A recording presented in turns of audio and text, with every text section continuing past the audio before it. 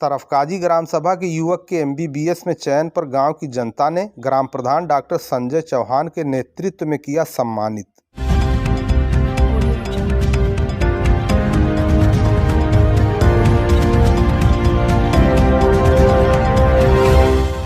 आजमगढ़ जनपद के लालगंज तहसील के तरफकाजी ग्राम सभा के एक युवक विशाल चौहान के एमबीबीएस में चयन पर विशाल चौहान को ग्राम प्रधान डॉक्टर संजय चौहान के नेतृत्व में गांव के लोगों ने आज सम्मानित किया।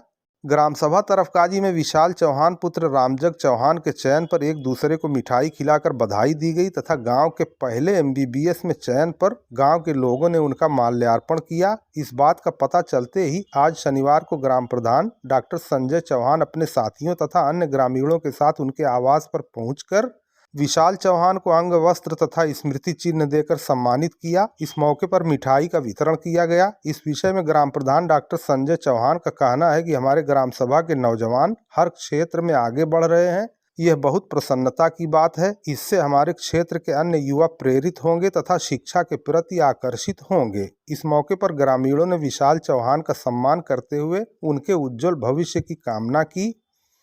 उनके पिता रामजग ने सभी का आभार व्यक्त किया। इस मौके पर जानकी चौहान, विजयी चौहान, हीरालाल यादव, सुरेश यादव, संजय अस्थाना, पिंकू यादव, जवाहिर चौहान, रामफेर चौहान, अरविंद, दिव्य, आशीष यादव, राकेश यादव आदि उपस्थित रहे। नमस्कार, मैं डॉक्टर संजय चौहान आप सभी का स्वागत करता हूं। जैसा कि आप जान रहे हैं हमारे ग्राम तरफकाजी के युवा आगे बढ़ रहे हैं और मुझे बड़ी खुशी होती है हमारे गांव का कोई बच्चा जब सरकारी जॉब पाता है या किसी चीज़ में लगता है।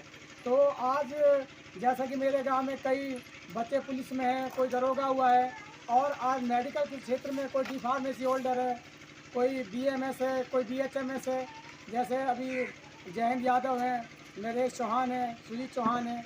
लेकिन मेडिकल लाइन में एमबीबीएस तरफकाजी गांव से पहला बच्चा विशाल चौहान पुत्र रामजग चौहान का आज जो चयन हुआ है, आज ये देवरिया मेडिकल कॉलेज जा रहे हैं। इसी को उपलक्ष्य में और मैं और मेरे ग्राम के जितने भी सम्मानित लोग इनका स्वागत कर रहे हैं और मैं तहे दिल से सभी का धन्यवाद देना चाहूँगा। और जो बच्चे उनको मैं कहना चाहूँ कि हमारे बच्चे आगे पढ़ें, इस विशाल से प्रेरणा लें और आगे बढ़ेंगे, तभी तो हमारे गांव का विकास होगा और हमारा जो समाज है उसमें ये सहयोग करेंगे। धन्यवाद।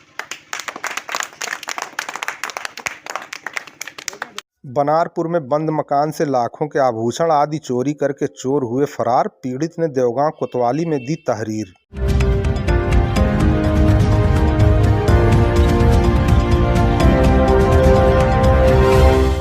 देवगांव कोतवाली क्षेत्र के बनारपुर गांव के सोहराब अहमद पुत्र अली अहमद ने आज शनिवार को देवगांव कोतवाली में तहरीर देकर बताया है कि वो अपनी पत्नी के इलाज के लिए बाहर गए हुए थे। इसी बीच 25 नवंबर 2022 को जब वो घर पहुंचे तो उन्हें पता चला कि प्रार्थी के घर का ताला तोड़कर घर में रखा जेवर तथा अन्य सामान चोर चुरा ले गए हैं। उन्होंने तहरीर में लिखा है कि जेवर जो चोरी हुआ है उसमें सोने की 3 तोला की लॉकेट, सोने की अंगूठी, सोने का बुंदा 1 अदद, बाली सोने की 1 अदद, ब्रेसलेट सोने का, चांदी की पाजेब 1 जोड़ी और 1 जोड़ी पायल, सोने का हार, सोने की चूड़ी 2 अदद तथा घर के रुस्तम का पासपोर्ट और साड़ी तथा कपड़ा चोर चुराए हैं। आज शनिवार को उन्होंने तहरीर देते हुए उचित कार्रवाई किए जाने का अनुरोध किया है। पीड़ित सोहराब ने बताया कि डायल 112 और पुलिस को सूचना देने के बाद पुलिस ने मौका मुआयना किया। क्या नाम है? सोहराब खान। पिता का नाम? अली अहमद। कहाँ घर है? बनारपुर। क्या हुआ है, दिक्कत क्या है? सर हम घर पे थे नहीं और औरत सब दवा के लिए ऑपरेशन हुआ, दवा के लिए बॉम्बे गई है तो कोई घर पे था नहीं। मेरी भी तबीयत खराब थी, बहन के यहाँ चला गया था। 5 दिन पहले आया था, सब ठीक था। अब फिर यहाँ से फोन गया कल की रात शाम को तो देखे ताला टूटा। यहाँ पे आके देखे तो सब सामान बिखरा हुआ है, जेवर वो सब था। लड़की की शादी करने के लिए सब लाखों रुपए का हमारा सब जेवर लेके चली गई। कब चोरी हुई है? चोरी अब कल हुई, परसों ही हम नहीं जानते। ताला टूटा कल 4 बजे, यहाँ तो फोन गया तब जाके मालूम। मैं था नहीं यहाँ। तहरीर दिए हैं थाने में? थाने में तहरीर दिए हैं, कोतवाल साहब भी गए थे, 100 नंबर भी गई थी। क्या क्या सामान गई है? सामान तो सर सब जेवर था, वहाँ पे बताए हैं क्या क्या था। लड़की का सब जेवर। कितने का रहा होगा आज की महंगाई में? आज की महंगाई में सर वो तो 200 ऊपर रहा। क्या 2 लाख? 2 लाख से ऊपर।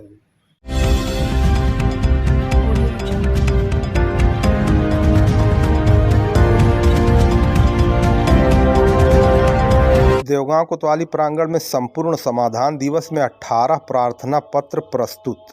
आज शनिवार को देवगांव कोतवाली प्रांगण में संपूर्ण समाधान दिवस का आयोजन किया गया। इस मौके पर नायब तहसीलदार पंकज शाही, कोतवाल देवगांव गजानंद चौबे, एसएसआई रत्नेश दुबे, एसआई नागेंद्र चौधरी, पलहना चौकी इंचार्ज अजीत कुमार चौधरी, चौकी इंचार्ज लालगंज देवेंद्र नाथ दुबे, एसआई विनय कुमार यादव तथा लेखपाल दिवाकर उपाध्याय, कुलभास्कर त्रिपाठी, अश्विनी सिंह, संतोष सिंह, चंद्रशेखर, आशा, गौरव सिंह, प्रदीप सोनी सहित अन्य लोग मौजूद रहे। इस मौके पर कुल 18 प्रार्थना पत्र प्रस्तुत किए गए, जिसे थाना और लेखपाल की संयुक्त टीम मौके पर पहुंचकर निस्तारित करने का प्रयास करेगी। हमारा नाम सतीश कुमार है। हमारा ग्राम कबूतरा है। क्या समस्या है? समस्या यही है सर कि हमारा घर में 5 साल पहले घर अलग हुआ और उसमें हम लोग 3 पार्टनर हैं। तीनों पार्टनर में राम समार हैं और संजय हैं। तो संजय और राम समार वो लिए हैं और उसके बाद मैं जब जोतने अपना खेत में जोतने जा रहा हूँ तो राम समार वो कह रहे हैं कि इसमें नहीं बोना है, ये पड़ती रहेगा। गेहूँ और खाद छीट रखा हूँ, फिर तहसील आ रहा हूँ, दूसरा पक्ष आ रहा है तो उसको लेखपाल साहब या कोई मिलके उनको हटा दे रहे हैं। हम लोग एडीएम साहब यही कह रहे हैं कि दूसरा पक्ष को बुलाया जाए और दूसरा पक्ष नहीं आया है अभी। आप कहते हैं कि आजमगढ़ के लोग जो है सभ्य हैं, यह हैं वह हैं, ये भाषा आपकी कहाँ की बोलते हैं? आप एक सांसद हैं, आपको ऐसी भाषा शोभा नहीं देती है?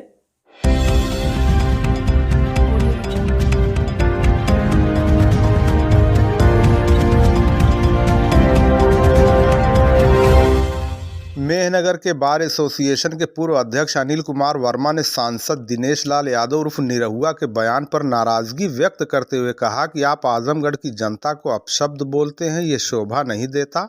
उन्होंने कहा कि आजमगढ़ की जनता ने आपको सांसद चुनकर अगर गलती की है तो वो आपको अगले चुनाव में जमानत तक जब्त करा देगी। उन्होंने कहा कि मैनपुरी में डिम्पल यादव भारी मतों से विजयी होंगी। उन्होंने भाजपा पर आरोप लगाते हुए कहा कि भाजपा खरीद फरोख्त की राजनीति करती है। इसके बाद उन्होंने क्या कहा, आइए सुनते हैं। मैं अनिल कुमार वर्मा, एडवोकेट, पूर्व अध्यक्ष बार एसोसिएशन मेहनगर। वर्तमान में मैं समाजवादी पार्टी का प्रदेश सचिव पिछड़ा वर्ग हूँ। अच्छा, जिस प्रकार से समाजवादी पार्टी के संस्थापक मुखिया अब नहीं रहे और वहाँ की सीट खाली हुई, अब वहाँ से डिम्पल जी जो है चुनाव लड़ने जा रही हैं, तो कौन कौन से मुद्दे को लेकर चुनावी मैदान में हैं और भारतीय जनता पार्टी से कितनी चुनौतियां मिलने की संभावना है? देखिए, मैनपुरी का जो चुनाव हो रहा है वह नेताजी के कर्मों पर और उनके व्यक्तित्व पर, उनके द्वारा जो वहाँ पर विकास कार्य किया गया है उस पर हो रहा है। और हमें उम्मीद है कि वहाँ पर नेताजी की जगह जो माननीय श्रीमती डिम्पल यादव जी चुनाव लड़ रही हैं वह लाखों वोट से ऊपर से जीतेंगी। और जहाँ तक भारतीय जनता पार्टी का सवाल है, भारतीय जनता पार्टी आप देखते हैं कि चुनाव जीतने के लिए वह धन, बल, मीडिया, प्रशासनिक स्तर का जो प्रयोग जो है करती है, उससे ऐसी उम्मीद नहीं थी। ऐसा कार्य तो कांग्रेस भी नहीं करती थी। लेकिन जिस ढंग से इन्होंने खरीद फरोख्त और पद का दुरुपयोग करते हुए लोगों को पहले चुनाव के पहले बंद कराना और धमका करके वोट लेना, यह उनका जो है कि वो काम जो वहाँ पर जो इनका जो प्रोग्राम है या इनका जो प्लान है वो फेल हो जाएगी इस चुनाव में। मुझे पूरे विश्वास है। पार्टी के लोग लगातार कह रहे हैं कि जो भी विकास का कार्य हुआ वो भारतीय जनता पार्टी की सरकार में हुआ है, तो इस पर क्या कहेंगे? देखिए, भारतीय जनता पार्टी का क्या विकास हुआ है? आजमगढ़ का ही ले लीजिए। आजमगढ़ में माननीय अखिलेश यादव जब मुख्यमंत्री हुए तो पूर्वांचल एक्सप्रेस का उन्होंने प्रस्ताव पारित किया और ज़मीन खरीदी गई। इलाहाबाद से आजमगढ़, बनारस से जो है कि सीधे आजमगढ़, और आजमगढ़ से जो है कि मऊ बलिया तक का जो प्रस्ताव किया गया, गोरखपुर का प्रस्ताव किया गया। भारतीय जनता पार्टी जो है उनके जो काम पर जो केवल फीता काटने काम कर रही है। और उन्होंने जो है कि कौन सा काम किया, तो भारतीय जनता पार्टी जो है कि मीडिया में जो आज का जो गोदी मीडिया है उनको प्रचारित करता है। और आजमगढ़ के लिए जो उन्होंने काम किया समाजवादी पार्टी ने उसको आजमगढ़ की जनता पूरी तरह से जानती है और आगे भी आजमगढ़ की जनता जवाब देगी भारतीय जनता पार्टी को। अब समाजवादी पार्टी के वरिष्ठ पदाधिकारी हैं, आपके स्तर से किस प्रकार की तैयारियां आजमगढ़ में है? देखिए, आजमगढ़ जो एक समाजवादियों का गढ़ रहा है।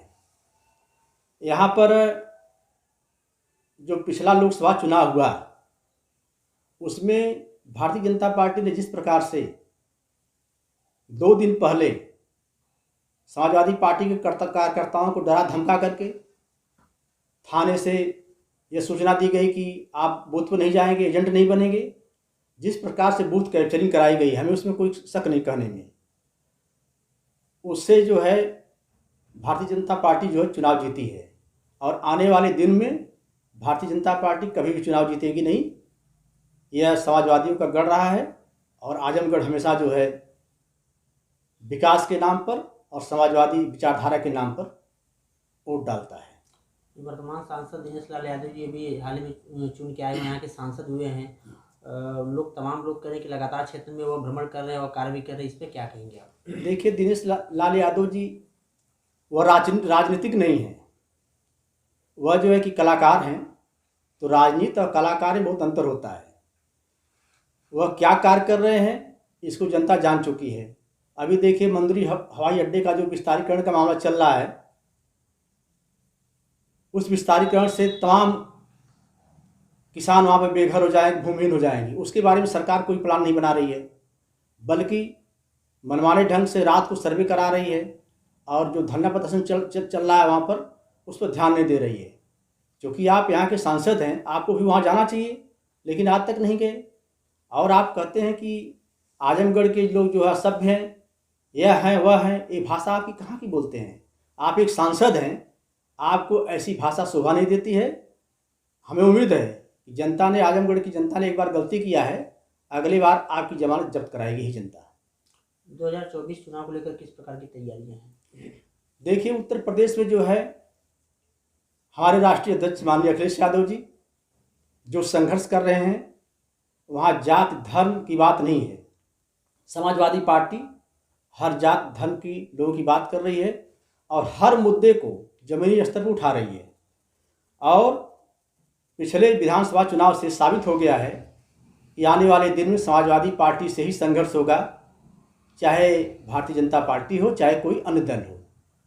और जहाँ तक तैयारी की बात है, सारे लोग अपने अपने स्तर से काम कर रहे हैं और भारतीय जनता पार्टी की जो जन विरोधी नीतियाँ हैं, जो महंगाई है, भ्रष्टाचार है, उसके संबंध में भी सारे लोग जनता को बता रहे हैं। जनता जागरूक है। हाँ, गोदी मीडिया जरूर है जो आप देख रहे हैं कि चुनाव में केवल उन्हीं की गाना गा रही है। तो आने वाले दिन में समाजवादी पार्टी एक निर्णायक भूमिका निभाएगी और माननीय अखिलेश यादव को केंद्र में भेज करके भी स्थान देगी।